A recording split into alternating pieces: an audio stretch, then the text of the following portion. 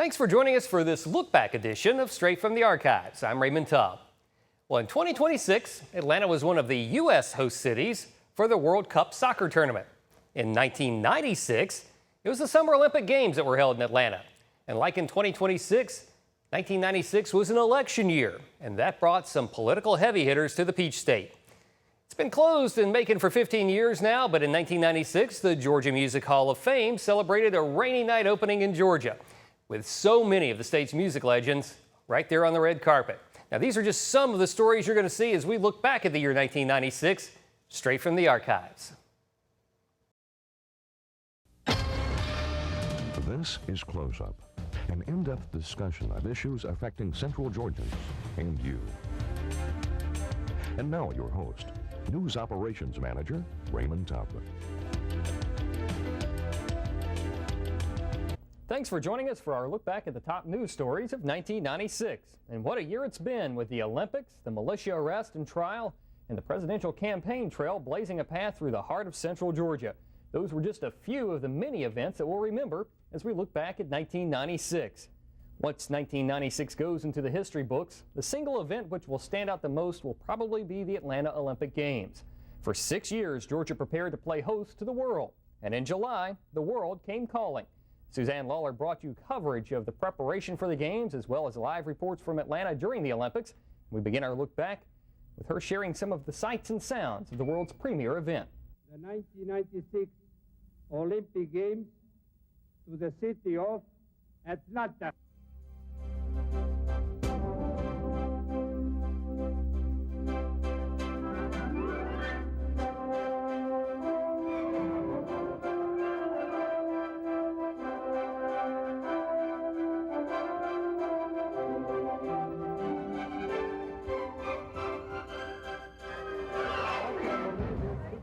Everyone just running around getting soaked.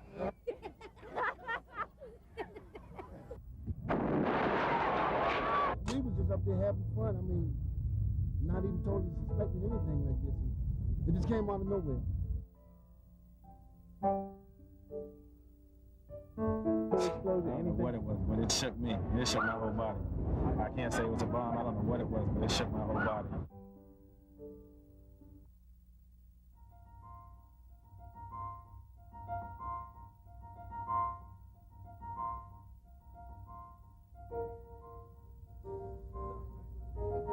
We're here. A lot of us are here today in the crowd.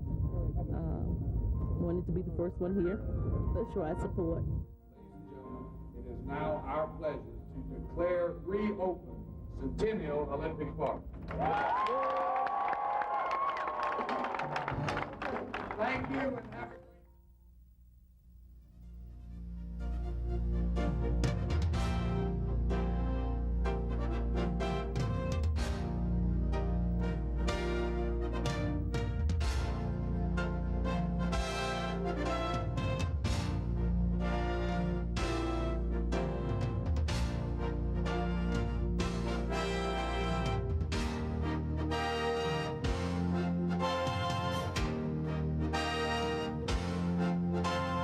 I think they've been absolutely fantastic. I've been to a number of games myself. Everything's gone perfectly. My friends have been. I think it's been absolutely terrific, and the spirit of Atlanta is fantastic. I'll give them an 11 out of 10. Absolutely fantastic, great, and amazing. Even though Atlanta pulled off the biggest and most high-tech Olympics in history, the Games will probably be remembered for the bombing. Many Central Georgians saw the Olympics as their chance to go for the gold. There were a number of local efforts aimed at cashing in on the Games. Macon pinned its hopes on the Georgia on My Plate food show, but the Olympic tourists didn't bite, and the show ended up losing money. The Olympics drew national attention to the arrest of several Central Georgia militia members. There was early speculation the men may have been targeting the Games in a bomb plot. That theory soon fell by the wayside, but the arrest of William McCraney, Bob Starr, and Troy Spain remained in the forefront of Central Georgia news for a good part of the year. Michael Hockey followed the action from the arrest to the trial, and he looks back on the militia story. It was just before noon on Friday, April 26th, that federal agents led William James McCraney away in handcuffs. The government claims McCraney and Bob Starr were conspiring to manufacture up to 40 pipe bombs. Initial reports were that the two men had planned on using the bombs at Olympic venues, but officials quickly denied any Olympic connection. The Bureau of Alcohol, Tobacco, and Firearms called a press conference late Friday afternoon to announce the arrests. We hope to be briefed very soon by the ATF. Also, Crawford County Sheriff Kerry Dunn. But after hours of delays, it was canceled. Ladies and gentlemen, I'm not answering any questions. I've been ordered by Washington not to. I apologize. You may video the evidence. The federal courthouse was under extremely tight security on Monday, April 29th, when Starr and McCraney appeared for a detention hearing. Judge Wilbur Owens listened to close to 3 hours of testimony on whether to grant the two men bail, but the judge delayed his decision and both men headed back to jail. The Starr family didn't seem concerned. Because my husband actually wanted a little bit of weight because he wants to show what the outcome of this is going to be, and some people are going to learn some exciting things. It wasn't until May 3rd, exactly 1 week after Starr and McCraney were arrested, that the judge decided they were too dangerous and ordered them held without bond. Both men were back in federal court last Monday for a preliminary hearing. This time, a federal magistrate would determine if there is probable cause for Starr and McCraney to go to trial on bomb-making charges. For the second time in as many weeks, a federal judge delayed his decision, but the attorneys for both men were optimistic. The most salient thing that happened today is that they did admit that very early on, my client did say that he did not want to have anything to do with explosives, and that was admitted by the ATF agent. I think the judge was a fair judge. He gave me a chance to put a great deal of my case on. I hope and pray that he does the right thing. Michael Hockey, 13 WMAZ Eyewitness News. By November, the men's fate was in a jury's hands. It took the jury more than 23 hours of deliberations to convict the three Central Georgia militia men. Bob Starr, Jimmy McCraney, and Troy Kaiser Spain were found guilty of possessing and conspiring to use pipe bombs for crimes of violence. It was Michael Hockey who showed you that it was an emotional day both inside and outside the courtroom.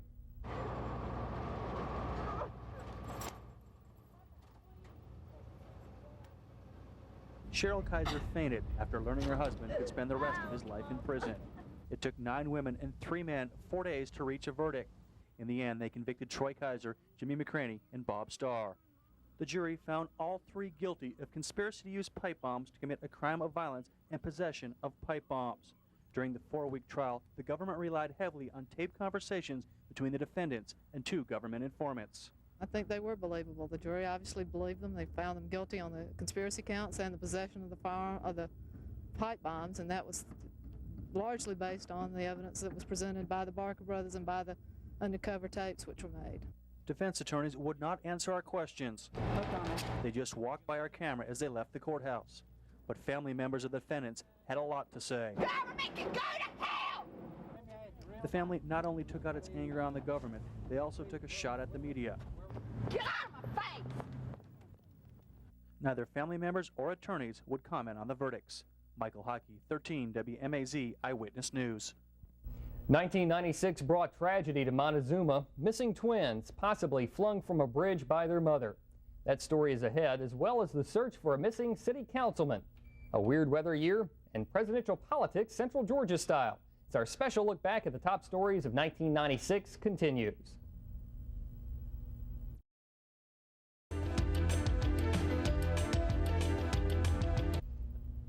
Welcome back to our look back at some of the top news stories of 1996. Early 1996 brought the gripping story of the search for missing 3-year-old twins in Montezuma, along with the news that they may have been flung from the bridge by their mother. In late January, Chris Paul brought you word that the story you had been following for days wouldn't have a happy ending. Searchers in boats cruise up and down the Flint River in Macon County, searching. We're organized, we just can't find anything to work with. We've got dogs here, we've got the Department of Natural Resources here, and our rescue unit, Macon County Rescue Unit, but just can't find anything to work with. Anything that might help them find this little boy and his twin sister, Joshua and Latasha Gibson. Their father reported them missing to the Macon County Sheriff's Department. He told deputies his ex-wife may have abandoned the twins here on this bridge. And that was 10 days ago. I heard several stories behind it saying that my niece more or less put them out on the bridge and just left them.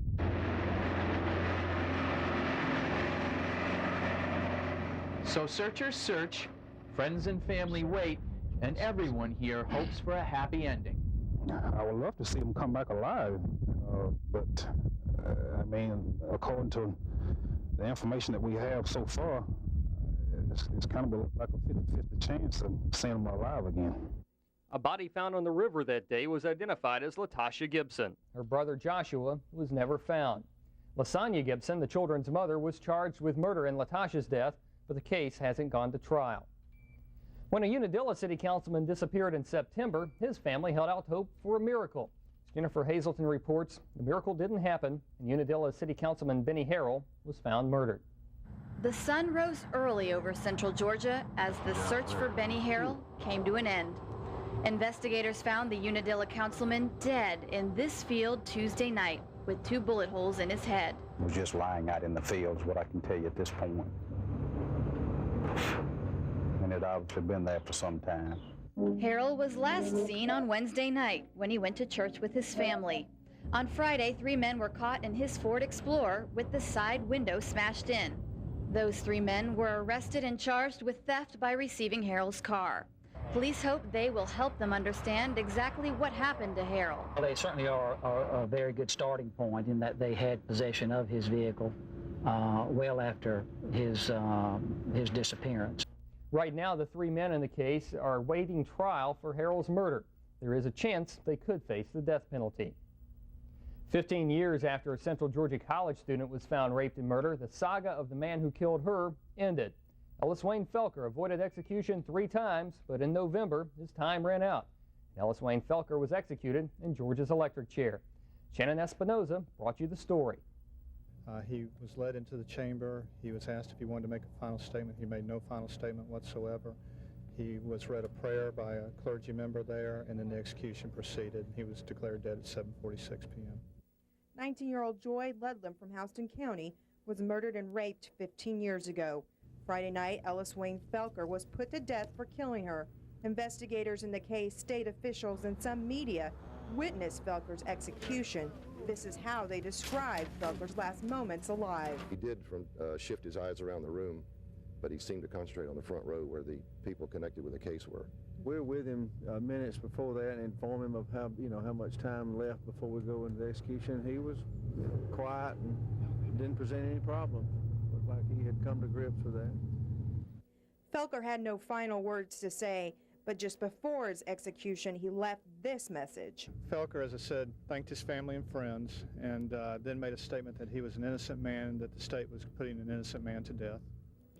But state officials disagreed with Felker and say now justice has been done. Especially for Joy Ludlam's mother, justice is done. When I went in tonight, she was the first person I saw just by happenstance, and I'm glad for her sake that justice is done and this thing's over.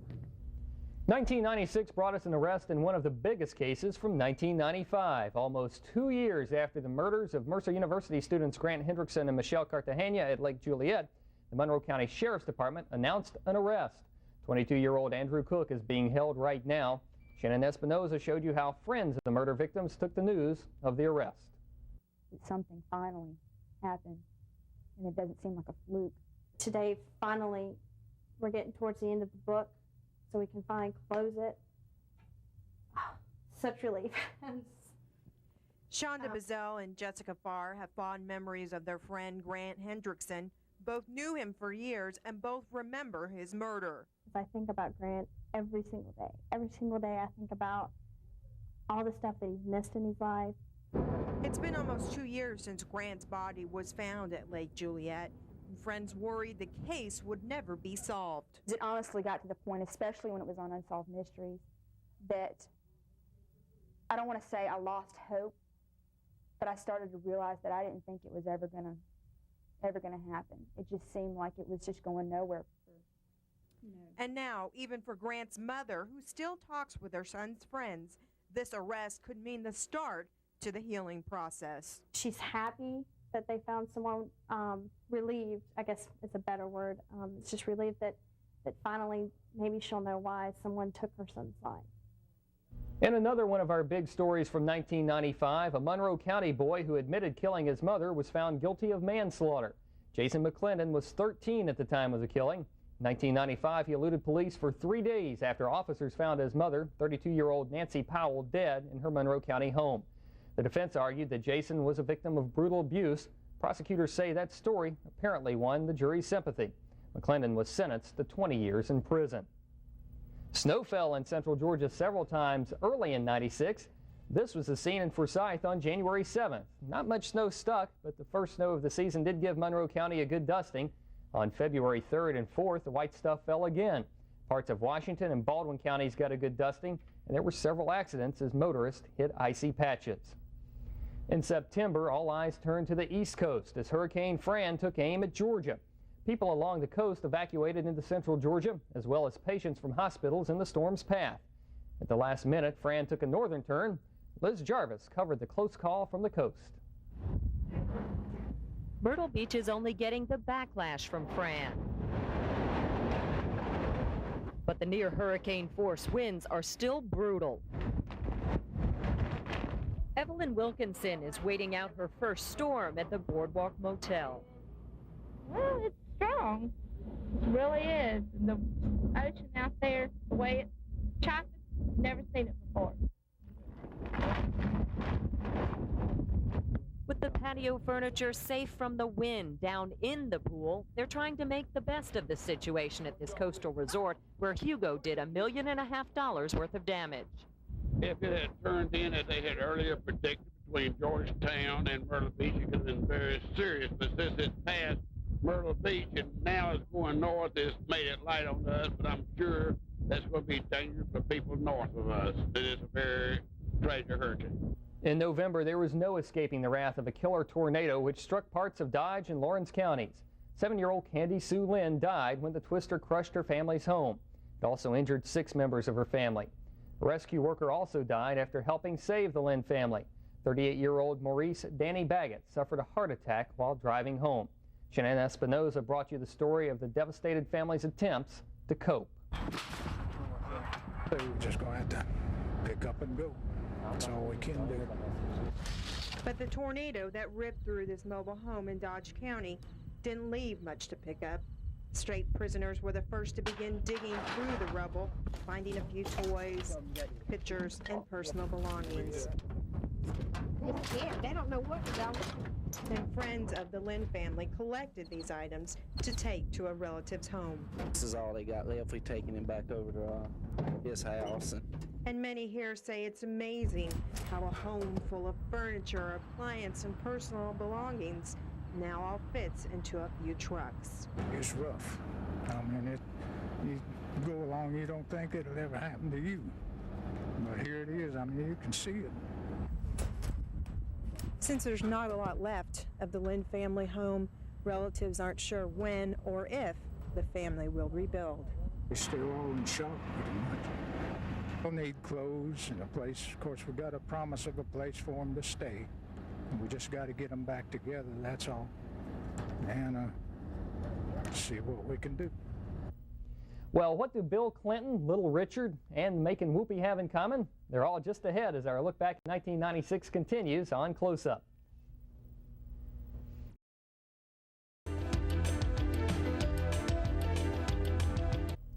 Welcome back to our look at the top stories of 1996. We knew coming in that this would be a big political year. After all, we had a presidential election, Senator Sam Nunn's seat up for grabs, and the entire congressional delegation running. But little did we realize that Macon would become one of the battlegrounds on the presidential campaign trail. On October 23rd, GOP presidential candidate Bob Dole visited Macon in search of support. Dole talked about a beefed-up drug war, better education for children, and tax cuts, all projects he said he would spearhead if elected president. On October 25th, President Clinton made a campaign swing through Macon. The president talked about several key campaign issues, including crime and education. By the year 2000, we want every 8-year-old in America, every single 8-year-old, to be able to hold up a book and say, I can read this all by myself. In what must have been a nightmare for Secret Service agents, the president stepped from the podium at Macon City Auditorium and into the crowd of supporters to shake hands. But it made some memorable moments for the spectators there. The weekend after the presidential campaign swings, Nation of Islam leader Louis Farrakhan came to Macon.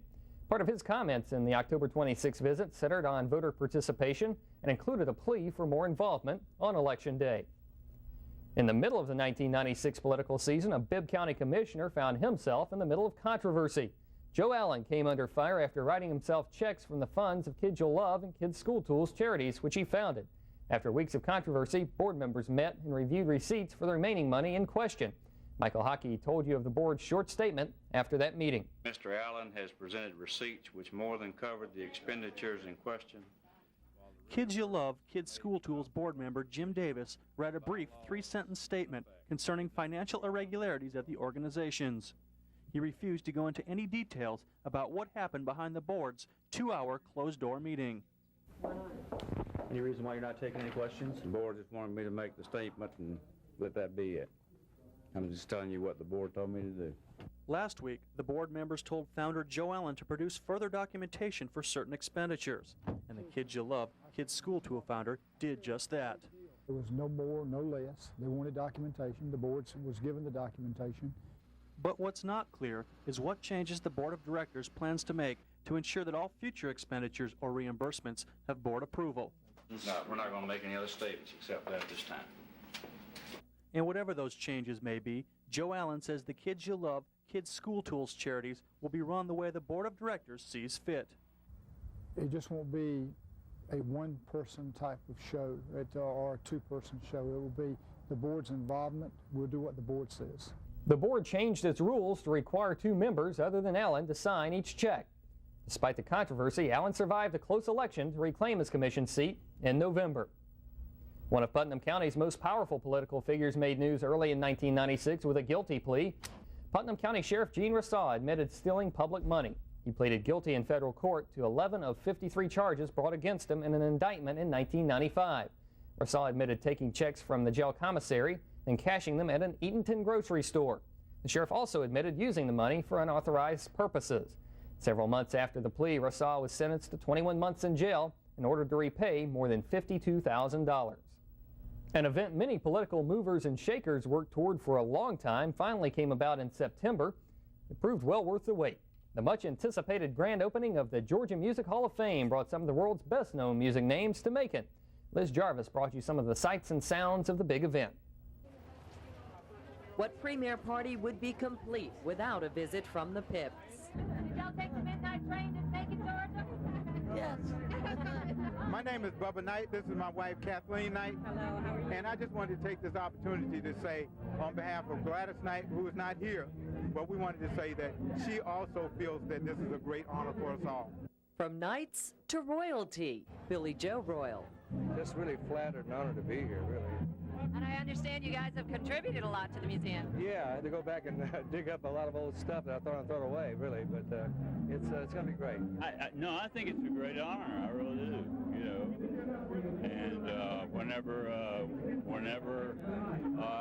And when I pass it on, I'll pass on the honor. You having a good time here in Macon? I'm having a wonderful time, but every time I put a tuxedo on, it rains. So I'll have to wear a regular suit next time. This is a great event, great night for it. Hope everybody comes to see it. It's a beautiful building.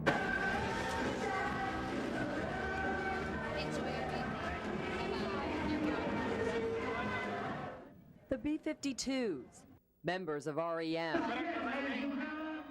Travis Tritt, and... You can get a woo! All right. That's it. And Macon's Little Richard all paid a little visit to the Love Shack known as the Georgia Music Hall of Fame. If you're more into sports than music, you'll probably remember 1996 for the year that hockey returned to Macon. The Whoopie debuted in late October and remained one of the top teams in their division. Fort Valley football coaching legend Doug Porter decided to call it quits in 1996 as well, leading the Wildcats to a 6-5 season. Coach Porter's career on the sidelines spanned 42 years, including 17 at Fort Valley State University. And it was another roller coaster year for the Braves fans in 1996. The Atlanta Braves produced a National League championship, but blew a 2-game lead in the World Series to fall to the Yankees 4-2. Well, that wraps up a look at some of the top news stories for what has been an amazing news year in Central Georgia. Here's to quieter times in the years ahead.